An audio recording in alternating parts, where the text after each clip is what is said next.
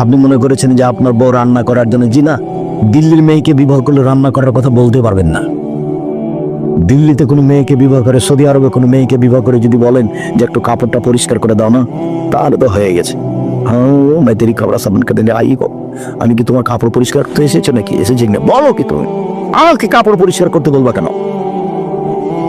আমি এতটুকু করতে পারি, তোমার পাশে বসে তোমার প্লেটে ভাত তুলে দিব, তুমি খাওয়া, এইটা আমার কাজ। ভাত রান্না করে দেবো মানে? ভাত রান্না করার জন্য তো আমি আসিনি, ওটা কাজের লোক দিয়ে করে নিতা।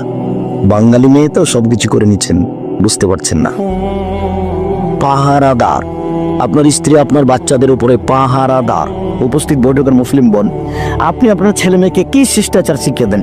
এই ছেলে, এই যে তোমার ছোট ভাইটা তোমার পাশে বসে আছে, প্যান্টটা টাকানোর নিচে আছে, দেখো দেখো, শোনো দেখো, শোনো, 3 শ্রেণীর মানুষের সাথে আল্লাহ বিচারের মাঠে কথা বলবেন না, কথাই নাই,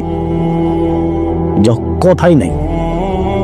তার 1 শ্রেণীর মানুষ যারা পায়জামা প্যান্ট লুঙ্গি টাকানোর নিচে রাখে, ওদের সাথে কোনো কথাই নাই, জাহান্নাম জান্নাত কোনো কথাই নাই। তোমার ছোট ভাইকে তোমার মা দিন রাত ওই পায়জামা প্যান্টটা পরিষ্কার করছে, পরাচ্ছে, পরিষ্কার করছে, পরাচ্ছে, কই